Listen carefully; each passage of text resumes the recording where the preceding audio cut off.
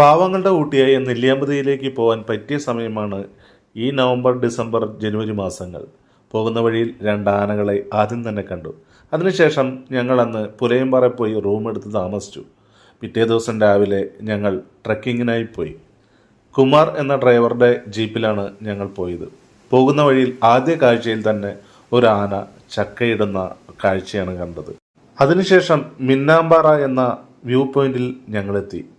കോടമഞ്ഞും തണുപ്പുമൊക്കെയായി വളരെ നല്ലൊരു കാലാവസ്ഥ, മനസ്സിനും ശരീരത്തിനും കുളിർമയേകുന്ന കാലാവസ്ഥ. അതിനുശേഷം പോകുന്ന വഴിക്ക് ഇതേ മിന്നായമ്പുര ഒരു പുള്ളിപ്പുലിയെ കണ്ടു. പിന്നീട് ഞങ്ങൾ എത്തിയത് ഭ്രമരം ഷൂട്ടിംഗ് പോയിന്റിലാണ്. നമ്മുടെ കുമാർ ഡ്രൈവർ അണ്ണൻ ദേ ഈ പാറയുടെ മുകളിൽ കൂടെ ജീപ്പ് ഓടിക്കുകയാണ് കേട്ടോ. വളരെ നല്ലൊരു അനുഭവം തന്നെയായിരുന്നു. അപ്പോൾ നിങ്ങൾ നെല്ലിയാമ്പതിയിലേക്ക് വരികയാണെങ്കിൽ ഈ ട്രെക്കിംഗ് പരിപാടിയിൽ പങ്കെടുക്കണം. അടിപൊളി അനുഭവം തന്നെയാണ്. ഓഫ് റോഡ് ട്രെക്കിംഗ് എന്ന് പറഞ്ഞാൽ ഇതാണ് ഓഫ് റോഡ് ട്രെക്കിംഗ്.